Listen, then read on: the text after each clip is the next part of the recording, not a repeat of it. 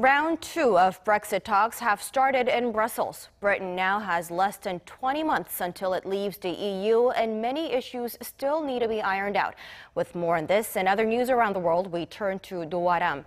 Aram, the UK's Brexit secretary has pledged to get down to work as he faced the EU's chief negotiator on Monday. What items are on the negotiation table this week? Well, Tammy, we aren't likely to hear much about what was said until after the 4 days of talks are over, so that will be Thursday when both sides will give a press conference.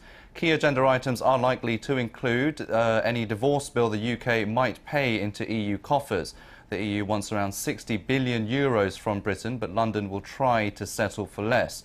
Other contentious issues include the rights of European citizens living in post-Brexit Britain and what to do about Northern Ireland, which shares the UK's only land border with the EU. However, it is the bickering amongst Prime Minister Theresa May's cabinet on how to approach talks that can have the most profound impact on discussions.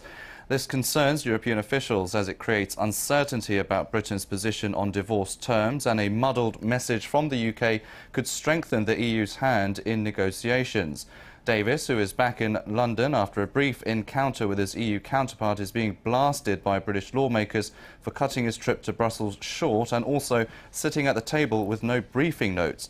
All this could lead to a risk of failing to reach any agreement at all. But, deal or no deal, Britain will leave the bloc at the end of March 2019.